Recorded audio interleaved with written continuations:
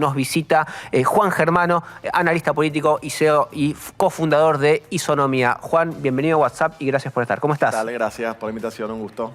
Bueno, nos interesaba mucho hablar con vos luego de lo que fue la jornada electoral del domingo.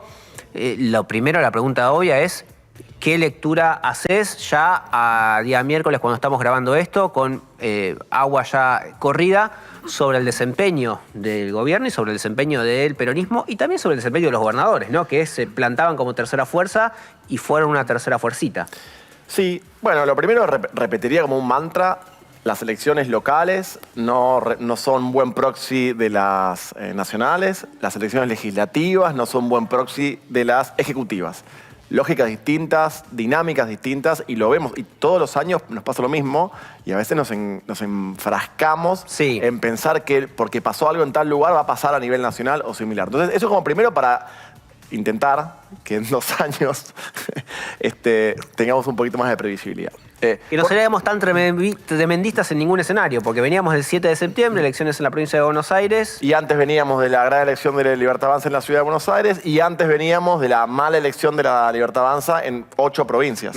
Entonces, en toda esa dinámica, a veces nos enfrascamos en eso, en el análisis, y me lo repito a mí mismo también, porque me pasa, digo, de esta dinámica. ¿Por qué? Porque el elector está muy acostumbrado a, 1, elecciones distintas; 2, en cada una de esas elecciones hay una pregunta de la elección que define con mucha tranquilidad responderla en función de la oferta que le ofrece cada momento, donde puede convivir perfectamente un elector que dice: quiero mantener a mi gobernador; un elector que dice, en el caso de la provincia de Buenos Aires, me gusta mi intendente. De las 135 municipios de la provincia de Buenos Aires, en septiembre, en 101 de ellos ganó el partido que estaba en el municipio en cuestión, casi el 80%. Sí. Eso convive. Ahora, en la elección nacional, la pregunta fue otra. Y me parece que la pregunta tuvo mucho que ver con tiempos verbales, pasado, presente y futuro. Ahora hago doble clic sobre eso. Okay. Y lo que yo llamo 4 tipos de electores. El elector sí, Milei, tenía una oferta violeta determinada. El elector no, Milei, tenía una oferta peronismo para decirle no. Y había un montón de sí peros y no peros. Sí, me gusta el rumbo, creo que es lo correcto, siento que el camino es bajar la inflación es relevante, cuentas públicas ordenadas, me parece el camino a seguir, pero tengo ciertos matices con las formas, los modos, pero tengo ciertos matices. No me gusta que le hagan bullying a un chico autista, no me gusta que se peleen con los discapacitados, no me gusta, digamos...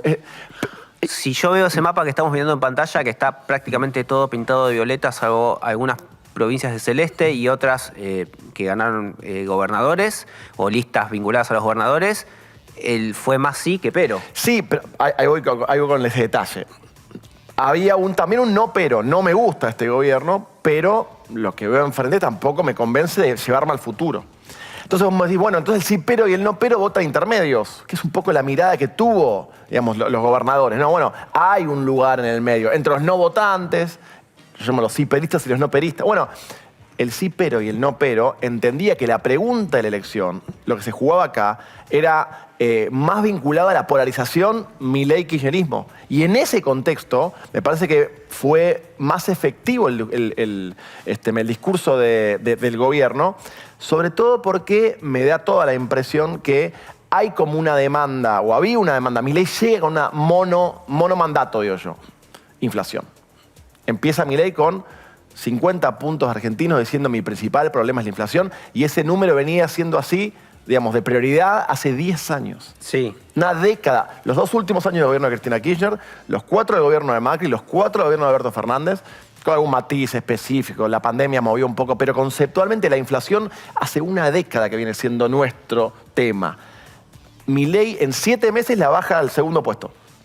Y la del mes pasado, previo a la elección, quedó en el puesto número 6 de preocupación. Entonces digo, Milei tenía un proceso en donde había venido a cumplir bajar la inflación, la bajó.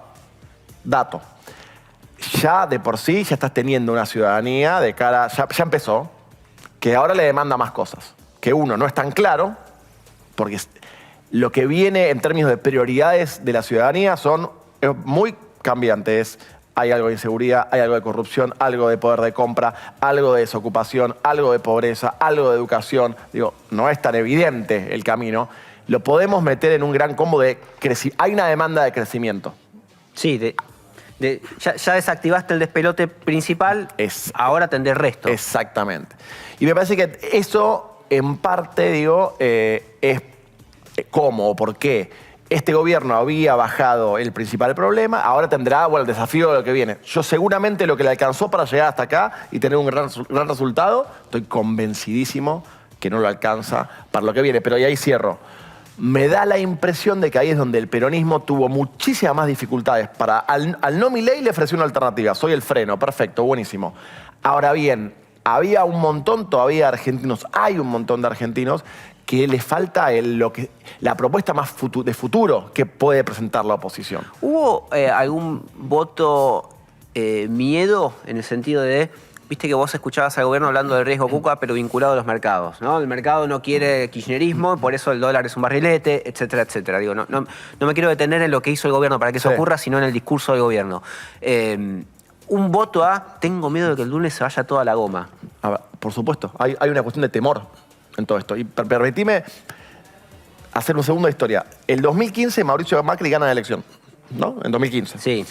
Él le hace concesiones al gobierno de turno, al gobierno de Cristina. ¿Cuáles son las concesiones? Mira, señores, YPF no se va a privatizar, Aerolíneas Argentinas no se va a privatizar, fútbol para todos no se va a tocar, y asignación universal por hijo no se va a tocar. Esas eran como las 4 grandes concesiones para ese momento histórico, para esa Argentina, para esa demanda de un argentino que decía, ay, no sé, no te vamos a sacar nada de lo que ya estoy tenés. un poco con miedo del cambio. O sea, yo entiendo que hay un proceso, 12 años, estoy buscando otra cosa, pero no, ahora, vos fíjate, en ese contexto, esto del temor, me da la impresión que el peronismo todavía no pudo verbalizar, ni poner en palabras, ni buscarle la vuelta para lograr esa concesión a decir, es relevante inflación baja, es relevante cuentas públicas ordenadas, y a partir de acá podemos presentar esto, esto y esto. O mis prioridades serán estas, estas y estas, que son distintas a las del gobierno de Milei. Pero ese paso extra para que un electorado, el no pero, e inclusive el sí pero, pueda tener menos miedo de lo que pueda significar un cambio, ¿no? Entonces, desde ese lugar es donde yo creo está en una trampa el peronismo que no logra salir. Entonces, desde ahí me parece interesante. Vos me dirás, bueno, son elecciones legislativas, será una cuestión para la ejecutiva del año que viene. Bueno, puede ser. Quería hacer un doble clic del otro año, en Provincias Unidas, en el espacio que armaron los gobernadores, porque cuando veíamos recién el mapita, vos veías que, por ejemplo, en Chubut, una provincia, con petróleo convencional, con la promesa de un reservorio no convencional, con la energía eólica también, con la posibilidad de hacer uranio, vos lo tenías a Nacho Torres tratando de elegirse como una figura a nivel nacional con proyección y salió tercero. En la elección legislativa, con estas cosas que vos marcabas recién, pero salió tercero, digamos, sí. No pudo bancar su bastión. Sí, Córdoba no ganó, en Santa Fe lo mismo. En Córdoba estuvo Schiaretti, ¿no? El referente del cordobesismo. Sí, claro. Puyaro, gobernador, creo que también salió tercero. Entonces, por un lado tenés eso, y por otro lado vos ves también, me detengo en las provincias petroleras, de distinto color todas. Sí, claro. Algunas violetas, otras celeste, digamos. También hay algo ahí, no sé... Bueno, es que yo insisto, la pregunta de la elección era una pregunta nacional, era nacionalizable, era una cuestión nacional. Bien. Distinta en lógica provincial que hubo en otros momentos de este mismo año en varias provincias. En la dinámica nacional, ahí es donde, las Provincias Unidas no pudieron hacer ese salto a decir, ahora es el momento para nosotros. Lo puede ser en 2 años, tal vez pueda pasar, pero conceptualmente cuando ahí fue la inteligencia del peronismo y, por supuesto, del gobierno, cuando hablamos de la polarización. Eso significa la polarización, que las terceras fuerzas, las cuartas fuerzas, no son respuesta a la pregunta de esta elección. Bueno, desde ese lugar tuvieron más problemas, inclusive más problemas de los que esperábamos, ¿no? Porque obviamente que todos sabíamos que esa fuerza salía tercera, sí. Pero, digamos, y ahí sí donde el gobierno hizo la milla extra, la magnitud extra para tener una elección no solo buena, sino un poquito por encima de lo esperado, muy anclado, en todo el país, pero muy anclado sobre todo en la provincia de Buenos Aires. Juan, te siento en el banquillo, pero no a vos, ni tampoco Isonomía, al universo, encuestadoras. Hay industrias que parecen gozar de cierta impunidad, no es exclusivamente por parte de las encuestadoras, pero lo cierto es que cuando digo industria es porque mueve millones, digo, uno piensa la oferta de encuestas que hay, la cantidad de demandantes que no solo son los comandos electorales, son titulares de cartera de todos los estamentos, nación, municipios, provincias, empresas, digo, mueve un montón de guita y le pifiaron fuerte. Entonces, ¿no hay ahí algo que hacer, un mea culpa, preguntarse algo respecto a esto? Yo puedo hacer un programa entero de este tema, me apasiona. Yo creo que hay dos cosas ahí. Primero, yo divido las encuestas en encuestas analíticas y predictivas. Yo sigo defendiendo a capa y espada contra cualquiera que se le plante, digo, el estudio de la opinión pública como una forma de describir el estado de la opinión pública, el estado de los argentinos o de los mendocinos o de los chubutenses o donde quieras investigar. Digo, en términos de sensaciones, de sentimientos, qué le pasa, qué le preocupa. Eso me parece que la investigación funciona y funciona bárbaro, te diría. Y es una gran forma de, inclusive, hacer campañas políticas. La segunda parte es la parte predictiva. La encuesta como el famoso oráculo. Que por supuesto, sí, que es la parte que se llama más los medios. El pulpo poll, exactamente. Ahora, en la parte predictiva, digamos, esta capacidad para predecir lo que puede llegar a ocurrir, bueno, ahí es donde las investigaciones de todo tipo tienen un montón de problemas metodológicos y también porque se enfrentan a una sociedad determinada. ¿Qué quiero decir con esto? Metodológicos, ahí ya me pongo en modo, va a ser muy aburrido, pero digo, claramente hay cuestiones más problemáticas para encontrar el perfil de persona que responde, un montón de personas esconden su voto, que un campo presencial puede ser mejor que uno online, pero en algunos sectores sociales el online funciona mejor. Es bien complejo metodológicamente, pero el gran problema, si fuera solo metodológico, para mí ni sería un problema. Quiero decir, si vos me garantizás la forma que hagamos una encuesta presencial, la más cara, la más compleja, si con eso me garantizás saber qué puede pasar, todos lo pagaríamos. Cualquiera lo pagaría. Ahora bien, el problema, el quid de la cuestión es, bueno, vivimos en una sociedad, en Argentina, en el mundo entero, mucho más efímero. Hagan una encuesta entre ustedes, entre sus familias, amigos, una semana antes de la elección. Fíjate cuánta gente te dice, no tengo ni idea quién voy a votar. Digo, es mucho más efímera. Entonces la predicción electoral es mucho más compleja. Motivo por el cual yo, de vuelta, trabajando en parte como investigador de opinión pública, digo, hay mucho más complejidad en la predicción. Y después en el medio tenés un montón de factores donde antes el partido político te ordenaba a tu familia, la casa peronista, el abuelo peronista, el padre peronista, el hijo peronista, y el radical que vivía acá en la ciudad de Buenos Aires. Si vivís por la avenida Rivadavia, sos radical. ¿No? Tenés una veterinaria, tenés una panadería. Eso se rompe todo. Se rompe el partido político, se rompe la confianza en instituciones, se rompe la confianza en otras personas, en los vecinos. Digo, es un ciudadano que se informa de otra manera. Ahora, vos tenés, Juan, efectivamente una sociedad más compleja y, como decís vos, a veces se cometen errores al momento de hacer las encuestas predictivas. Ahora, también hay operaciones. ¿Vos creés que en el mundo de los encuestadores hay quienes adrede instalan un resultado para tratar de incidir en el electorado? Pero desde ya. Pero por supuesto que sí. Yo también te digo, ¿cuánto influye eso? Las dos preguntas van en algún sentido diciendo, bueno, hay mucha gente que no cree en las encuestas. ¿Cuánto influye que alguien diga una encuesta determinada, gana tal, pierde tal? Yo creo que muy poco. Yo creo que es un estímulo más entre infinitos estímulos que recibimos todos los días, en este caso los argentinos, pero cualquier ciudadano del mundo, es infinitos estímulos. Una encuesta que crees que es correcta, una encuesta que pensás que es distinta y pensás que es mentira, un tuit de no sé quién, una noticia falsa de no sé cuánto, una noticia verdadera que te cambia el parecer, una inundación tremenda como tuviste un par de días antes de una elección, una jugada de Estados Unidos que viene y hace una apuesta casi histórica, inaudita, sí, inédita en términos de apoyo a un gobierno. ¿Funcionó eso? Digo, en el término del sentir del electorado, digo, no para contener el dólar, si querés, o darle un poquito más de estabilidad, sino en esto de cómo se percibió eso. Y mira, yo creo que el gobierno venía haciendo con muchas problemas en dos grandes ejes, que uno era temas de corrupción vinculados a Espert, del narcotráfico, si era candidato, no era candidato, si la boleta, no podía salir, estaba empantanado en esa discusión y con muchos problemas en términos económicos porque venía vendiendo reservas, al día siguiente vendía más reservas, llegamos a fin de semana. Argentina con la crisis ya está muy en nuestro ADN, ya lo vemos. Cuando se mueve un poquito el precio del dólar, automáticamente ya sabemos lo que significa. Entonces lo que trajo Estados Unidos fue, por un lado, calma en la primera parte, en la segunda, perdón, en la cuestión económica, con matices, idas y vueltas, porque dijo que era una elección de mitad de término el presidente de Estados Unidos, después una confusión, porque dijo, si perdía Milei no gana, sí. claro, bueno, con algún movimiento en el medio, pero conceptualmente tranquilizó la cuestión económica y fue una excusa para correr el eje de la cuestión Espert en la provincia de Buenos Aires. Eso le permitió, a partir de ahí, ordenar una narrativa mucho más razonable los últimos 20 días de la campaña. Y eso fue clave para el proceso final de la campaña. Entonces, desde ese punto de vista, independientemente de la magnitud del hecho, del hito y de cómo se dio, creo que fue muy relevante y muy importante en el sprint final, que, insisto, los ciudadanos conectan con las elecciones al final. Antes la campaña duraban 30 días, ahora duran 15.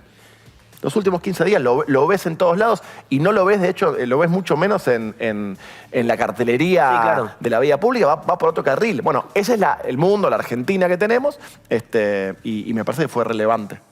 ¿Y la boleta única tuvo alguna incidencia? Porque hay una discusión en torno a lo que pasó en la provincia de Buenos Aires respecto de si el cambio en el sistema de votación tuvo alguna incidencia mayor o menor en el resultado final.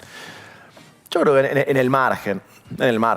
Todas las formas de votación tienen virtudes y asteriscos y problemas, todas. La boleta anterior no es una boleta per se fraudulenta, no existe eso, sino que tuvimos 40 años de democracia, que es una falsa democracia, porque estamos votando con una boleta que es fraudulenta. No, eso no existe. Sí, por supuesto, le genera problemas, sobre todo a los partidos chicos. Yo creo que la boleta única de papel viene a mejorar. También es cierto que, y lo vimos, es normal esto, la primera vez que buena parte del país elige con esta boleta, vos viste que en las provincias donde había dos categorías, senadores y diputados, el voto en blanco en la segunda categoría, la de diputados, fue mayor. Pasó menos en Santiago, un poquito menos en Cava, pero el resto de las provincias que eligió dos categorías tenía... había que marcar 2X. Había que marcar 2X y marcaste una. O bueno, no sabemos, pero asumimos que sí, porque era un voto blanco por encima del esperado. 2, no tuviste primarias, lo cual en esta boleta sin primarias, donde la oferta se te achica, vos tuviste provincias con mucha oferta electoral, 13, 14, 15, 16. Y también es cierto que en esa sean más chicos los colores, son más chicos las fotos de los candidatos. Vos tuviste lo que yo llamo mucho voto libertario blue, donde eran partidos parecidos que jugaban con nombres parecidos. No sabemos si el elector quería votar a ese espacio o hubo una confusión. Además, en la provincia de Buenos Aires, entre Burlando, Samid y Cunio, sacaron casi 500.000 votos. Sí, 500.000 votos. Burlando es un buen ejemplo. Ahí te juegan las dos cosas, porque era Burlando, un nombre conocido, porque la boleta única de papel te permite, al requerir menos estructura, con un candidato conocido, te es mucho más fácil entrar al sistema. Claro. Ahí era una mezcla de Burlando conocido con una fuerza que se llamaba, si no me equivoco, Seguridad y Libertad, que los colores eran rosado y violetáceo, era parecido, podía tener algún tipo de confusión, no lo sé, pero digo, el mejor ejemplo es Córdoba. En Córdoba vos tenías a la Libertad Avanza en el puesto 13, creo, 14, y en el primero era el Partido Libertario, que los colores, después pueden buscar, era violeta y fucsia. Perdón, te corro un segundo con esto del candidato conocido, porque es cierto, Burlando es conocido y eso le juega a favor, o pareciera haberle jugado a favor en la provincia, pero la Libertad Avanza ganó con unos candidatos que podíamos haber sido nosotros en Córdoba, en Santa Fe. Sí, no, bien, ¿Cómo es no. eso entonces? Yo no podría haber sido. Quería aclararlo, simplemente a mí no me llevé expuesta. Es correcto, no, pero a ver, Libertad Avanza te corría una pequeña ventaja que era, increíblemente, de los partidos grandes, el único partido que al menos tenía 2 años de historia, ¿no? Claro, ganaba el sello. Pero sí, a ver, yo creo que, perdón, para hacer el link entre las dos cosas que dijeron, yo creo que esta boleta, y es lo que vamos a empezar a ver, no la vimos ahora, vamos a empezar a verlo en 2 años, pero en el proceso, esta boleta tiene un incentivo mayor a la personalización y que figuras por fuera puedan entrar más fácilmente a la discusión pública al Parlamento o a las elecciones. ¿Por qué? Porque requiere menos de peso partidario, te permite un candidato conocido, una carita, ahí era muy chica porque eran muchas la de Burlando, pero digo, una cara conocida con un buen tema, un buen nicho, creo que tiene más chances de entrar, y me parece que el congreso que se nos viene, los congresos que se vienen de este proceso, va a ser un congreso con mayor tendencia a la fragmentación. Después de Milei, post-Milei, no hablo ahora, digo, pero conceptualmente cuando veamos en el futuro y miramos para atrás, me parece que esta boleta, que tiene muchas ventajas, también trae desafíos a la política porque vas a ir a congresos más fragmentados. Muchas gracias, Juan, por haber venido a analizar las elecciones con nosotros.